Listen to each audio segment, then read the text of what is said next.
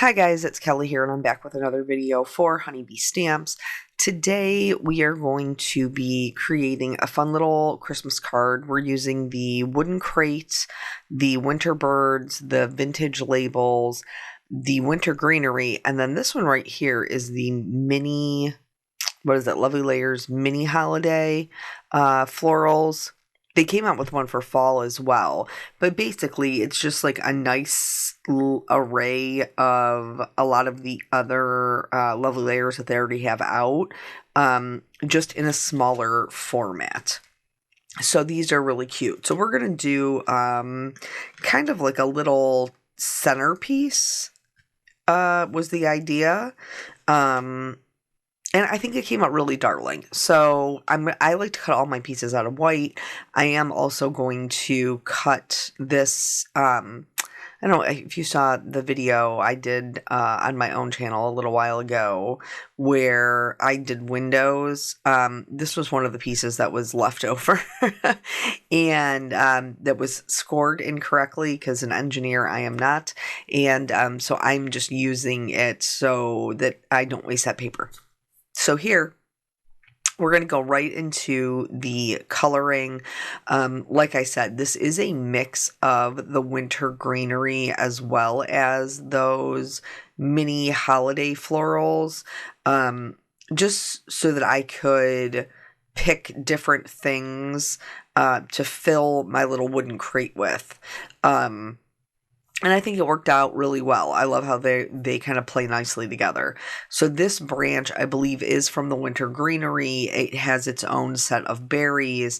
And one of the reasons why some of the pieces play so nicely together is because you can always cut them down. So like this one is one branch with a lot of berries, but I'm going to be able to trim that down to just fill in my box accordingly.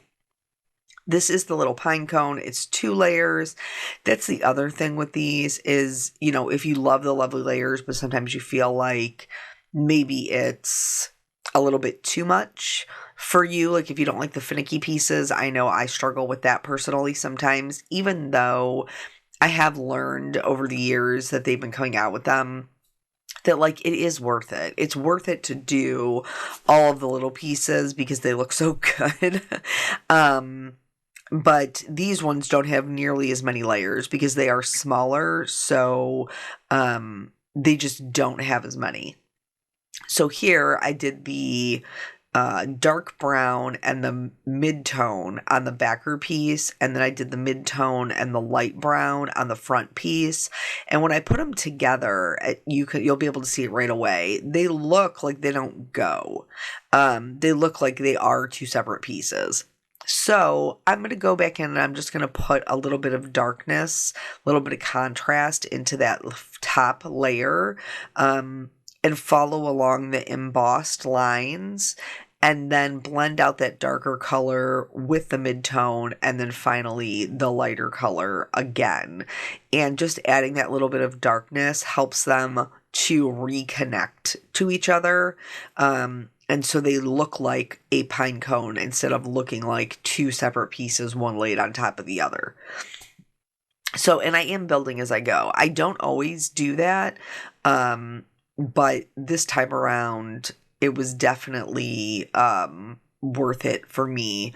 And like I did color, like I think the first two or 3 or whatever. And then I was like, you need to be gluing these as you go, girl.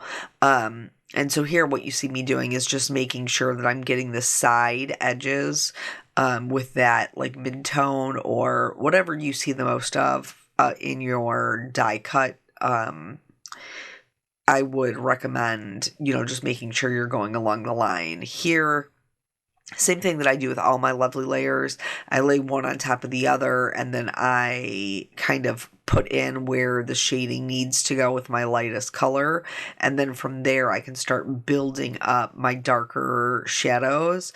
Because this is a crate, I did, stick with those same browns. You guys know, if you watch me, that when it comes to, like, where we've got a lot going on, and we do have a lot of working parts in this little crate, I like to repeat my colors so that it doesn't get too busy, too crazy. But everything kind of stays nice and cohesive. And what we're really looking at for this particular video is creating visual triangles. And sometimes you hear us designers talk about that, like that visual triangle. What does that mean? The visual triangle is what will lead your eye around the artwork. So in our case, our artwork is cards, but it could be, you know, a painting or a sculpture, or, you know, like abstract art. See, abstract art, maybe not abstract art, maybe not. Here I put them together and tested them, and I could see that I didn't have as much contrast as I wanted, so I went back in with my darker marker and just kind of added that to the underneath of each of the slats, and then along the corner again, and now I'm trying to put it together backwards. Oh, there we go. Flip that around, Kelly. And then I was much happier with that. But so we want to lead the eye around, and when you are putting things together, it is best to work in odd numbers, because if you work in even numbers, your brain automatically tries to pair things off. It's trying to kind of start doing the work for you, and that isn't always the most pleasant in art when you're viewing it in art. Here I will say that these two, like the poinsettia centers, have the base piece and then a 2-piece and then a 1-piece. The 1-piece I did kind of struggle to get colored. So I did end up having to get out my reverse tweezers to just kind of hold them in place. Sometimes I can just use my fingernail, but in this particular case, I think I was really struggling with that. So then I got the tweezers, but then the tweezers weren't necessarily helping, so then I went back to the fingernail. So do whatever works for you. Was I coloring them with probably too many colors? Yeah, absolutely. Something to note here, I just wanted to show you, when you're working on a non-porous surface with your alcohol inks, you can sometimes wipe it up with just like a wet rag. If it doesn't come up with a wet rag, you can use a little bit of alcohol, isopropyl alcohol, on your rag to kind of wipe that up. You don't want to leave those colors down on your non-porous surface, because when you come in with the next set of markers to do the coloring, your lighter colors will snag that ink right up off of your glass mat and then redeposit it onto your die cut, which we don't want. So when you're coloring things that are like colors, it's fine. When you're coloring things that are not like colors, that we wouldn't want to pick up that ink and add it, make sure you're cleaning your work surface in between. So we saw the pine sprigs. In order to make them just a little bit darker, I did bring in a B99 and then go over that with the G29, just so I could have a little bit of a darker green. For these ones, I did go with a lighter green, and these do have leaves that you can lay over top, and then they also have berries. So I've cut 2 of these, and just bringing in, that little bit of a lighter green will help contribute to the interest of our little arrangement. But you can see as I'm going through, I'm trying to pay attention to the way that they attach to the stem, so that way I can be sure about where I'm putting my shading. I try to make sure it's coming from where it connects to the stem, because that is, that would be darker in real life where those 2 pieces connect.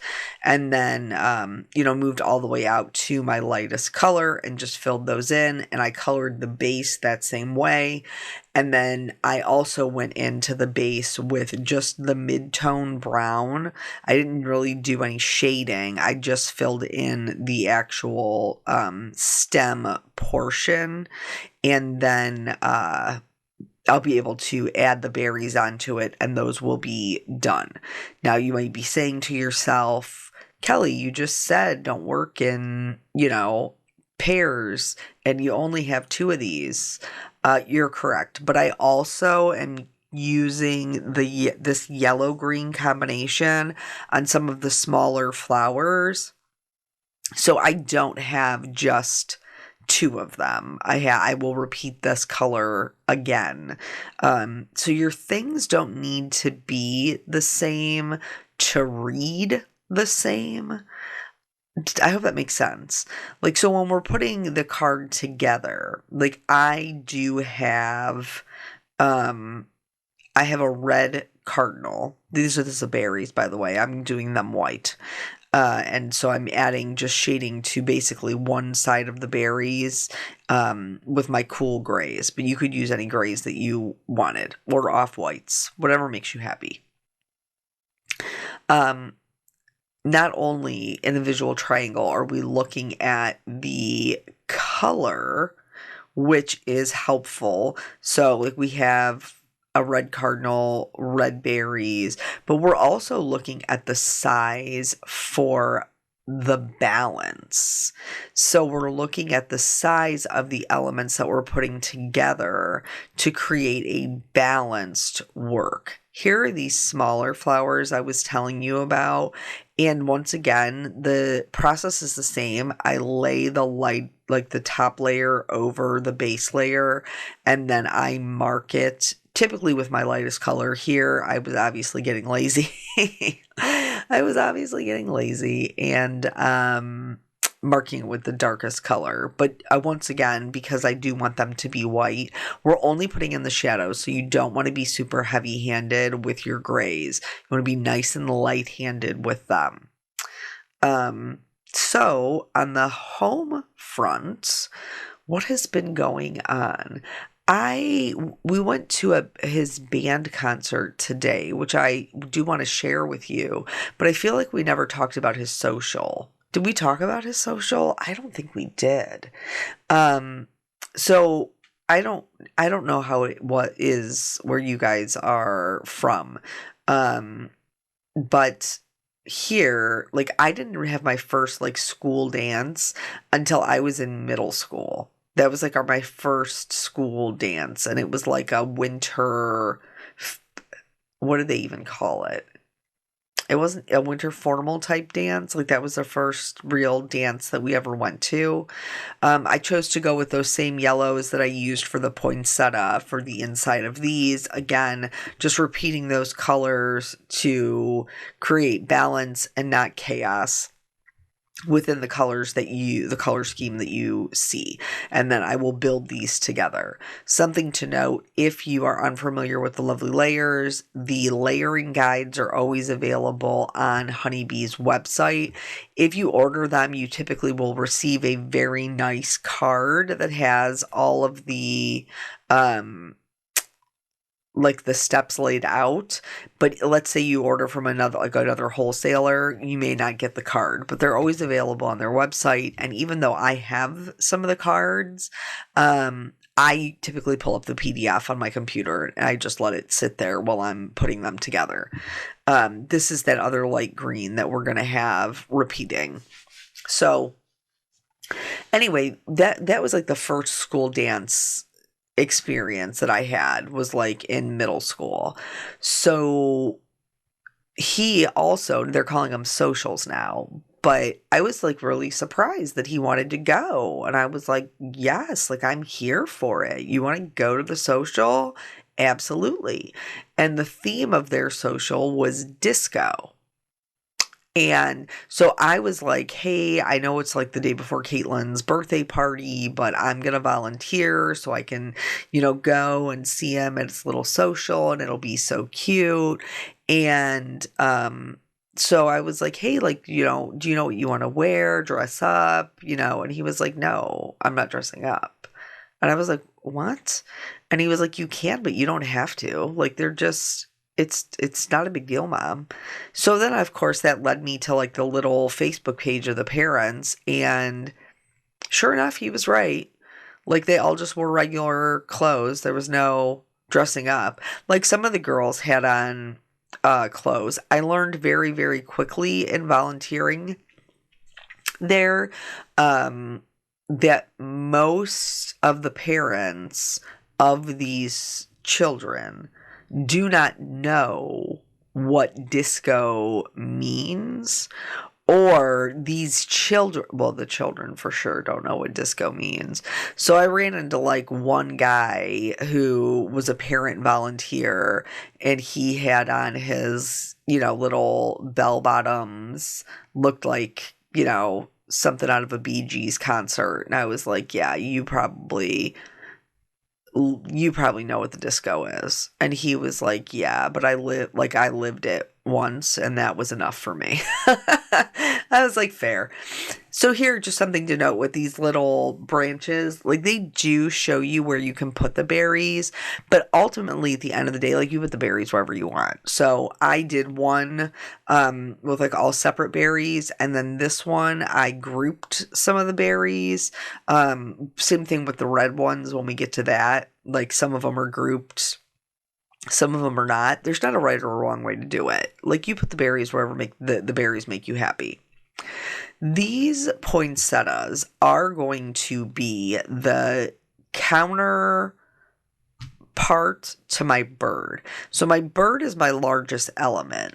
In order to balance my bird and create my visual triangle, I'm going to have two of these poinsettias. They are not exactly the same color. One is a darker red with black. One is a lighter pinkish red with the gold. Obviously, the bird has the gold too because he has the beak. But even though they're not exactly the same, they read similar. So they're going to create that balance. Same thing with the pine cones and the box. They're going to create, even though they're different elements, because they're in that same color family, they're going to create a visual triangle that will help us to balance our floral bouquet. So my job when we went, like, we had to get there early and the kids had to wait outside. So I went down and they were like, we're looking for volunteers for this, for that, whatever. And so I ended up on the pizza and cookie table. And so, like, the kids would come over with their little wristbands. They obviously had already, purchased their ticket beforehand, so they knew how much pizza and cookie to get.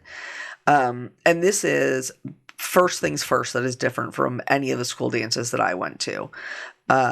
They did not feed us until prom. Prom was the first dance where you had like a meal. Every other dance, homecoming, winter formals, things like that, like, it was a traditional thing to like go out to eat or, have people over to eat before you went to the dance. So that's already right out the gate. That's different for me. But I'm like, hey, that's cool. Gives them something to fill in the gaps. So they have like everything sectioned off. We've got our little gloves on. We're doing pizzas and cookies. And then they have these little wristbands, and the wristbands have to get marked so that everybody knows if you've gotten a piece of pizza and if you've gotten a cookie. And let's go back to the card real quick. So here what you see me doing is I'm going in with a colorless blender. So if I felt like I got a little heavy-handed with the shading of the pink, because these are more of like your candy stripe kind of style poinsettias, if I got a little heavy-handed, getting the colorless blender and just kind of hitting the edges with that is a really, really great way to kind of push back that color more toward the middle and blend that gray into the reds. So then when you put them together, like you see me doing here now, the edges still look like they're white, which is what we want. So don't stress if you were a little heavy-handed with your gray or with your red. You can come back, push it back with that colorless blender and still get a really pretty result. And then from here, we're layering the 3, the 2, the 1 onto the center, and then this little poinsettia is done. Darling. Love it.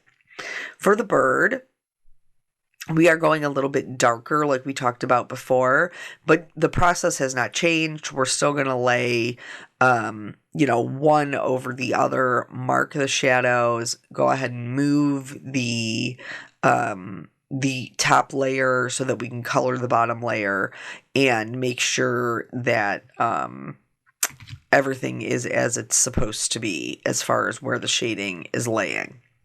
The only one with this one, because they do such an awesome job with the lovely layers and getting all the details, on the top piece of the bird, there is some embossed detail where the head is, and there's also some embossed detail on the belly. And so we don't want to forget that when we're adding our shading. And I typically tend to do just very little small C shapes to kind of mimic that plumage that the bird would have. And then I did the feet, the face black, and I did the beak, that same gold color that is already repeating in our bouquet. So, they didn't feed us. I don't know if you guys did that or not.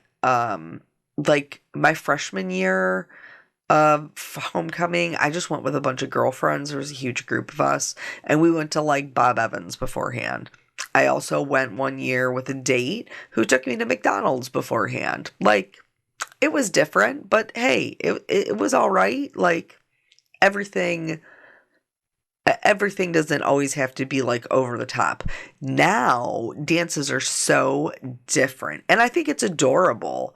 Like, I think it's super cute when you have the like promposals, or I think those things are really, really cute.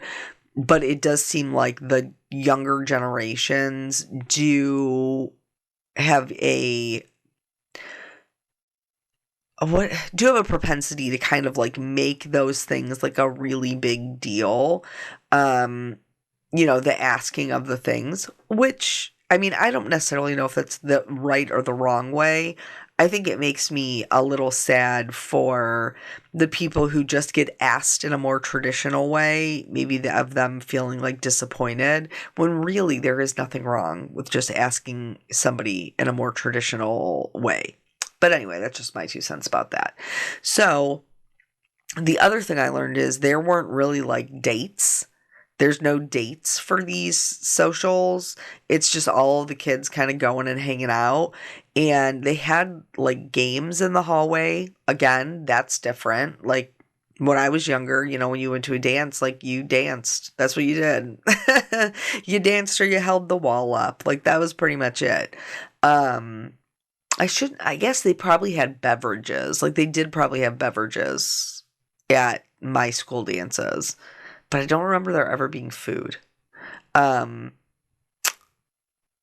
I don't know, they just seem maybe more formal, and I'm sure he will get more formal dances as we get up in grades. But so my dear sweet child basically hung out with his buddies all night.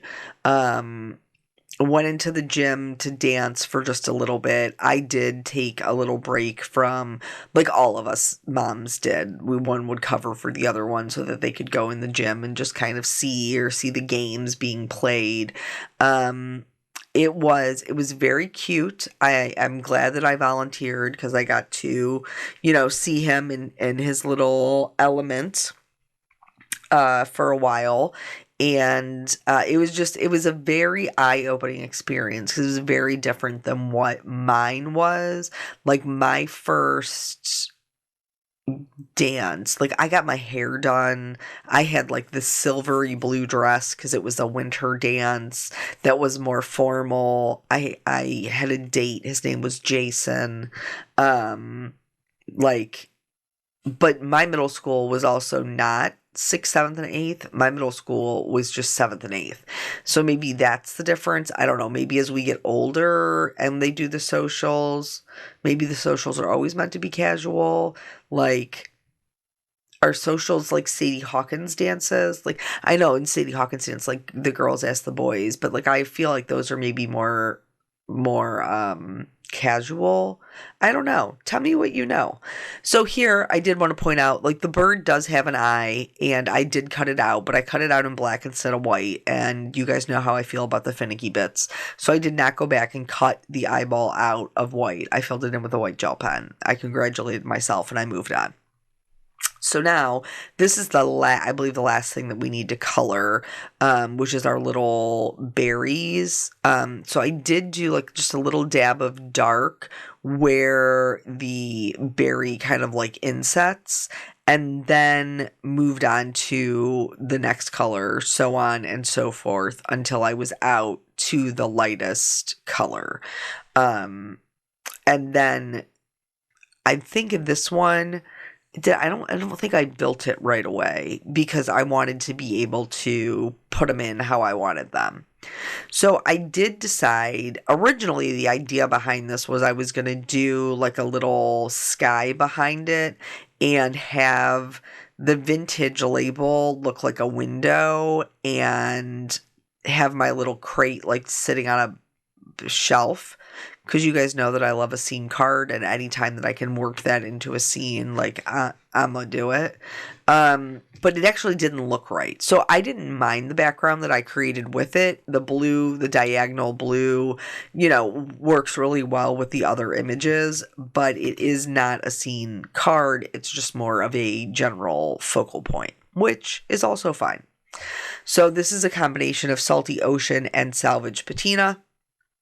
And this is me trying to, okay, let's see. So now here's my biggest element that I've started with, which is my crate and then my bird. The next one I'm doing are the ones that will offset my bird. So here we have that visual triangle, flower, flower, bird. Now we're bringing in those other smaller white flowers. Here is the pine, which we want to be, kind of more of a filler. And I'm going to start tucking these in just to try to help like build it up. And there's a lot, this is where a lot of the play happens. So, we have those two flowers, and then the bird, then here, do I want the pine to go up, to go down? Don't be afraid to cut them so that you can use, them a little bit differently so that you can create more of a balance for what you have.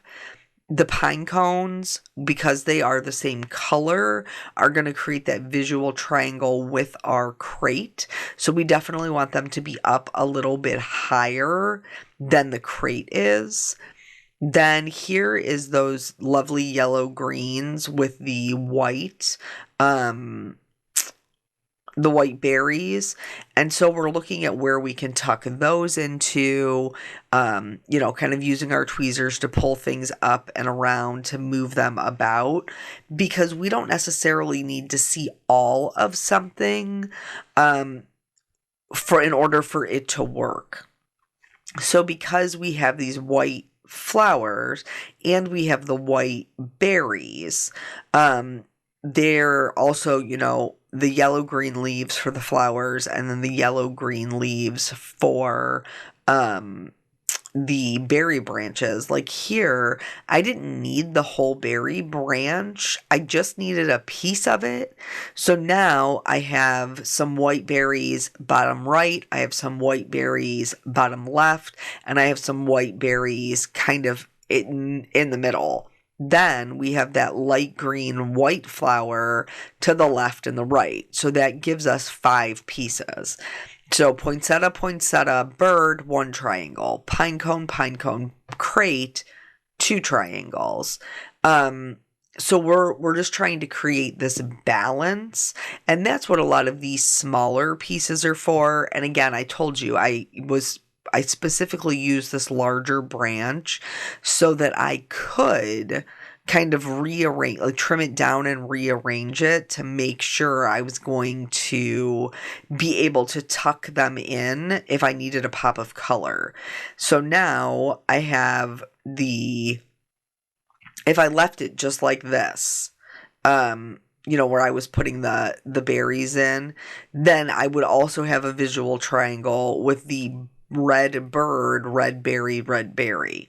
But I want more berries than that. Like, I want the box to look a little bit fuller. So then we're going to try to create 5. And if we can't do 3, if 3 is not enough, we're going to skip over 4 and we're going to go 5. So now we have a berry bottom left, top left, bottom right, middle right, bottom right. So we have that 5 again, that odd number. And sometimes, unless you are a person who chooses to put adhesive on the back of them at the time that you're cutting them, which if you have that much forethought, you are better than me. And I am jealous of you because I never think of it. Almost never. So here I'm just, trying to figure it out and make sure everything looks really balanced for those visual triangles. And then once I have everything where I want it, I would highly recommend taping down your backer and doing the hinge method with the press and seal. I did not have any press and seal up in my craft room. It was downstairs in my kitchen, and I am lazy. So I did not do the press and seal. Instead, I chose to select the larger elements, put liquid glue on the back of them, and then press them down into the smaller pieces in the hopes that I would be able to pick up the vast majority of them. When that wasn't exactly working out as well as I had hoped, I just flipped it over. So, because this piece isn't even adhered, this vintage label that I've trimmed out. So first things first, I got to get that glued down. The other one between the bird and the poinsettia is holding relatively well. So I know that there's that one branch that kind of like fell off or what have you. But that's okay. Like, there's always going to be, maybe 1 or 2 pieces. So for my crate, I do want you are going to see a very small portion of the back of it, but I want to sandwich whatever I can in between the 2 levels of the crate, because that's going to help hold them in place when I go to flip this back over. Now, my girl Dawn likes to do a lot of different layers. She'll do a lot of different layers of foam tape and stuff. And if that's your thing, like I am here for it. I think it's really beautiful. But for me, when I have this many die cuts on top of each other, I don't feel the need to add foam. I feel like there's so much raised dimension from the die cuts themselves that is sufficient for me. So now once I have everything kind of holding on to each other, then I can turn it around and glue it as one full piece. And I will go back and adhere like any loose pieces. But I, for the most part, can go ahead and get this down, and then I'll just go through and lift up some areas to see where I need some extra adhesive. And I do that until it's secure. I cannot remember the name of this set, the sentiment set. I'll link everything below like I normally do. But the sentiment that I chose is "Enjoy the Wonder of Christmas." And so I am heat embossing this in white on black. I decided to do the black because I have some black with the cardinal face and the feet. So I decided to just pop the black in there to balance that. But you certainly could do like a, you know, some color, a dark green or a red or, you know, whatever makes you happy. And I'm going to put that in the kind of bottom-ish right. But for some reason, like, I just didn't like it as well, you know, further over to the left. I'm not sure it's because that bottom right-hand portion does feel a little bit like something is missing. It doesn't really have anything going on. So then I added some glitters, because you know I love the glitters, to the things. I also added some highlights to the centers, to the berries. And then I thought I was going to be done. I zoomed in and everything to just like let it ride out, and I realized that I forgot to add any rhinestones. So I did go back in and add some dark red rhinestones to accent my sentiment, and then I was done with it. I was a little particular with my rhinestones. But that's it. That's the whole card. So I hope this teaches you a little bit about balance, a little about finding those visual triangles. Thank you guys so much for joining me. I always appreciate your time, and I will catch you on the next video. Bye.